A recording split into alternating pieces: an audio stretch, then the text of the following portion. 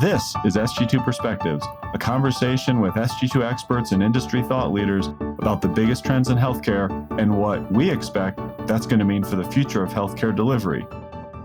There's a tension and maybe some evidence to help you make decisions about what should be centralized and what should not be centralized. You need to allow some local latitude to get things done because it can be slow in a larger system. There's certain things you're probably going to want to centralize that are going to help you relieve capacity or help you deal with your workforce challenges. It's picking out those ways to play, and it's not the same in every market, but most of the CEOs are willing to engage in that conversation. Welcome to SG2 Perspectives. I'm your host, Jayme Zage. At SG2, we like to keep a pulse on what is top of mind for healthcare leaders. I'm joined by my colleagues, Cassidy and Bill Woodson. They recently had the opportunity to engage a group of CEOs from academic medical centers, and I want them to share the top insights they gleaned from those conversations. Let's start with a future-focused question. What are the top near-term opportunities that these AMCs are looking forward to? Ambulatory is at the top of the list as an opportunity and also an exposure in the marketplace because most of the academic systems have been fairly slow to embrace ambulatory care models. They're mindful of that. They're humble about that. They want to deploy their capital carefully, but it's culturally difficult. They're worried about the economics, the future ambulatory footprint. On top of that, when I went to the audience to talk to a couple CEOs and I said, hey, what do you two think of your best opportunities? One was very humble about saying access. It's the big issue that everyone faces in making it easy to use us. Another CEO went very specific. And he said, we have a huge opportunity in non-cancer related infusion therapy that we have to move quickly on in our marketplace. There's a strategic growth lens, and then there's the clinical side to it as well. Justin, what were some of the opportunities or risks in your conversations? Number one, from an opportunity standpoint, is conducting yourself with high performance orchestration using data and digital assets in order to drive capacity management and enhance systemness. Capitalize after having undergone M&A to behave as an integrated system. But say from risks, politics was top of mind at SG2 and Vizient were saying take it with curiosity, not contempt, but expect a lot of volatility in this space. Strategy is back in the driver's seat. Get ready for a bumpy ride as we start to look at multiple re-examinations that matter most for AMCs, including tax-exempt status, Medicaid tightening, care restrictions, NIH funding, site-neutral payments perhaps being imposed, and ongoing changes to 340B program. Any discussion around how they maintain their unique and essential element, or are they still essential? Are they still unique in the marketplace as academic medical centers? This is so important, Jayme. The reason for being an academic medical center was to concentrate tertiary and quaternary procedural care. Moving forward, is this still the reason from a clinical standpoint to be differentiated? And at SG2, we've done market share analysis of tertiary and quaternary procedures. And surprisingly, in most areas of the country, the market leader is not an academic medical center anymore, which does raise questions to their essentiality. What is the unique AMC value proposition is really important. Making sure to enhance and maintain quality has never been more important from an academic medical center. The other, and love to hear Bill's thoughts on this, you're talking to leaders across the country, thinking about mission. Is it a differentiator? Is it holding us back? Justin, I've really been thinking about this. I was with two other academic health systems in the last week, and there's this weird tension between we're doing pretty well, we're full, we believe our brand is strong, and at the same time, there's a nervousness and some humility about does the moat really exist around the AMC system in the marketplace? Is it defensible? Particularly since academic systems enjoy higher reimbursement or, I'd put it as higher prices in the marketplace. We'll be watching this year in particular to see if there are some narrow networks set up that exclude the academic systems because of that cost issue. There's great humility among the leaders that we interacted with about that. It goes back to the ambulatory side as well. If you're not relevant in those services, can you fill the funnel? Can you get the patients in? And if your access wait times for your specialists exceed several months, your capacity issues may start to look a bit different. You both have brought up systemness and ambulatory, and those seem like topics that when they're thinking about what systemness means, does ambulatory come into play there? How do those two interact?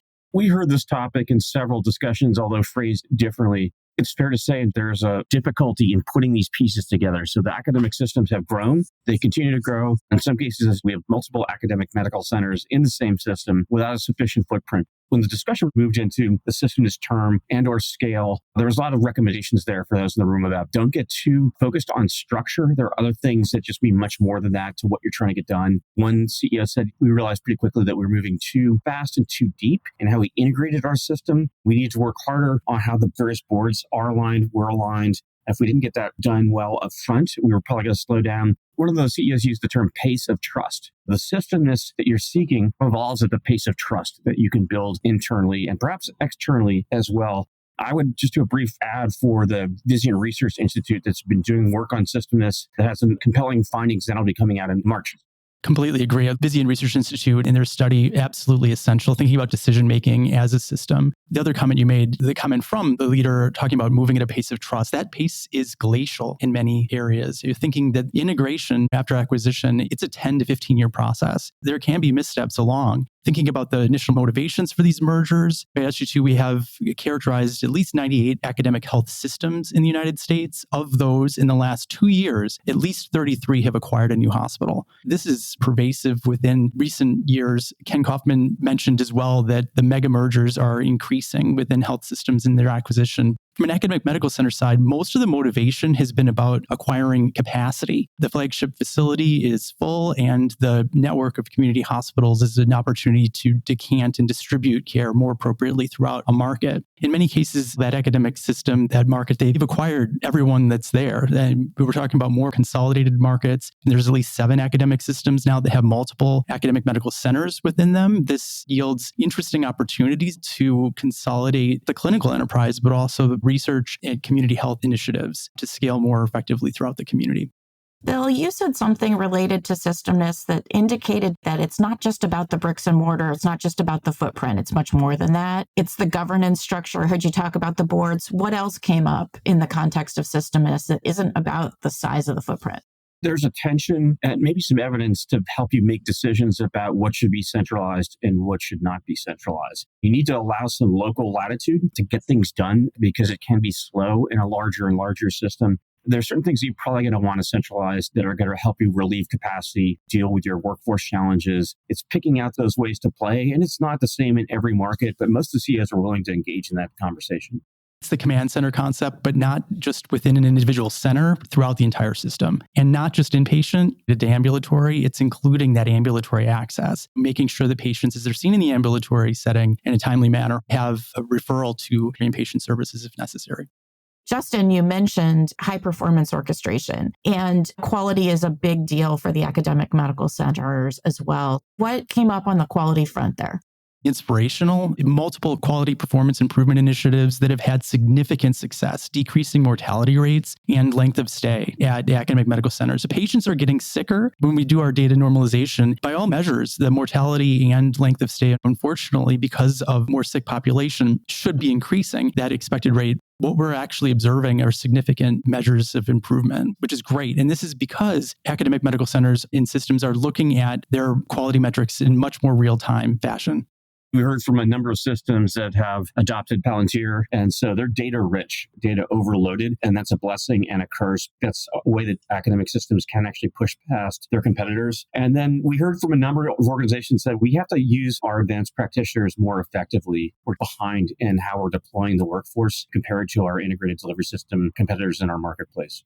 If you think about the workforce component and how you use the workforce, one of the next iterations, and I've heard you both talk about the digital components of this, is AI. Ambient listening is a big topic right now. How does that feed into that overall performance of the academic medical center?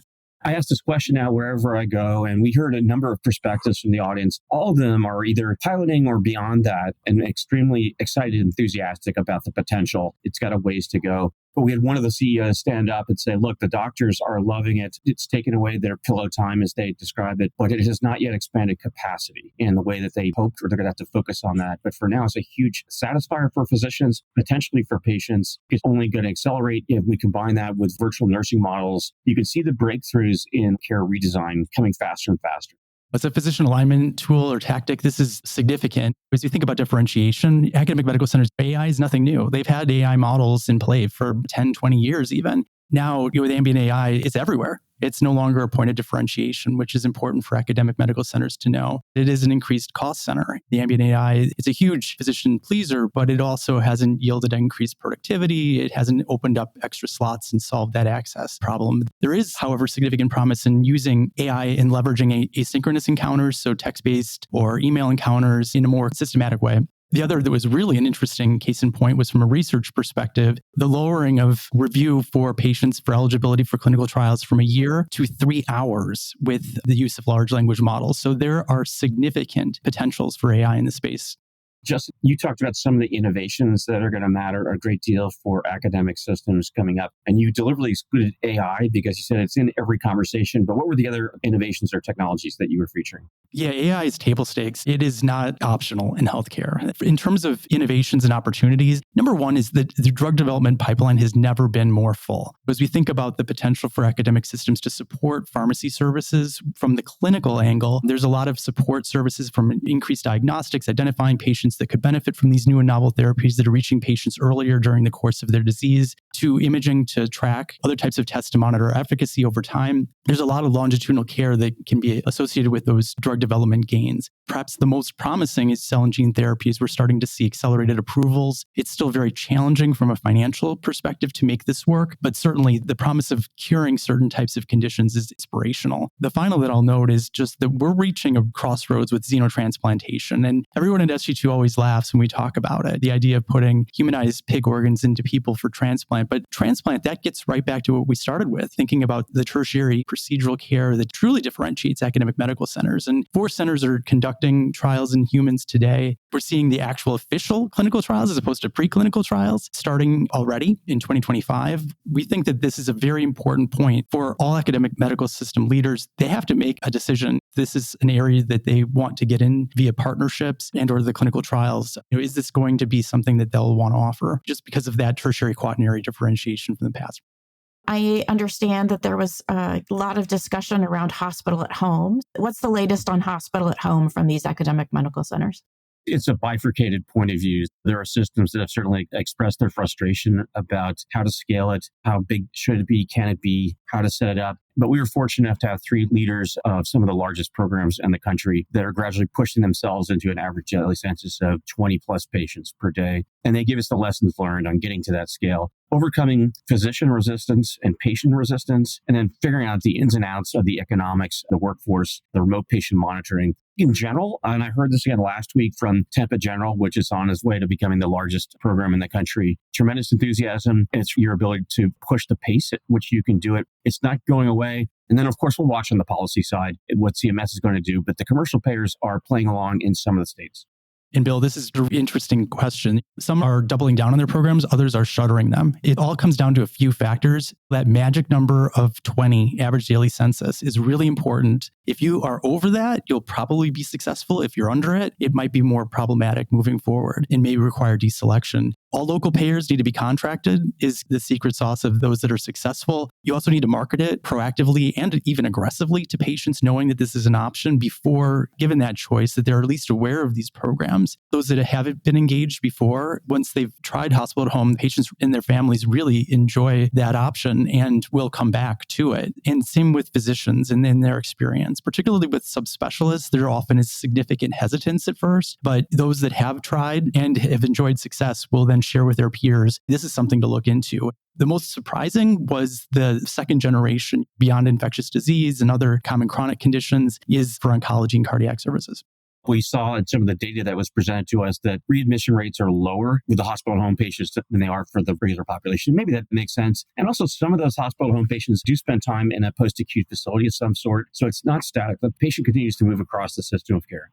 There's still lots of opportunities to innovate and improve on the model as well. So let's shift to new strategic thinking. Is there anything different happening on that front from those academic medical center CEOs? You just hear more and more willingness to find good partnerships that are going to help them scale aspects of the system and in the areas that you would expect. And that's behavioral health, post-acute, certain aspects of managing the data infrastructure. That also means what I've detected is willingness to fail. We're not going to do this by ourselves. We're going to have some difficulties, but we have to move faster than our competitors because they're beating us at the moment in some of these things. The most important shift here is the shift from an inpatient center to outpatient. There are different strategic service lines in the ambulatory setting that more and more leaders are looking to expand. Perhaps some likely candidates, rheumatology, gastroenterology, procedural specialties that can be high volume. We're seeing more and more interest from SG2 members in even concierge services, cosmetics, plastics, significant opportunities to expand. The other is clearly an emphasis on pharmacy services. There's an understanding of the need to accelerate the pace of change. Most of the systems that were in the room with us launched or are in the process of building a new strategic plan. They've settled into some sort of new economic reality, but they're appreciating that their culture and their scale issues are slowing them down. And they may not enjoy that degree of essentiality over the next few years in the way they have in the past, despite the fact that they're full right now. The need to tell your message, that value proposition to your community more proactively has never been more important in a changing political environment to maintain that academic edge, to really say all of the amazing things that you're doing for your community. And I'll call out NYU Langone as a great example of this. Having increased engagements as related to clinical quality. They have an ad in the Super Bowl this year, really saying, rightfully so, that they have made and continue to be the leader in quality. Above and beyond that, it's also those inspirational clinical stories. NYU Langone has been talking a lot in the press, or a lot of press has been, about their xenotransplantation program. And I have even relatives in rural Wisconsin over Christmas Eve coming up to me and asking about xenotransplantation because they heard about it on the news. This is really inspiring for many Americans that we can be the leaders in new and novel developmental spaces. And even for something like this, it aligns with cost-saving measures. When an individual receives a kidney transplant, it's net cost savings for CMS. It can align with other, from a strategic angle. Growing these procedures can help us lower healthcare costs overall. The pace of change, the pace of trust, lots of things that are going to help secure the future for academic medical centers, even if it means a different way of doing things. Thank you for sharing your thoughts. Thank you for sharing the thoughts of the CEOs that you heard from. And thank you to our SG2 Perspective listeners today for joining us. Thanks for listening. If you like this episode, please subscribe, rate, and review us, and/or follow us on Twitter and LinkedIn at SG2 Healthcare. And if you want to talk more about innovative healthcare strategies, you can always email me at sg2perspectives@sg2.com. Finally, SG2 is a Vizient company, and there are a bunch of Vizient podcasts that you might like. You can find them at Vizient /podcasts. Have a great day.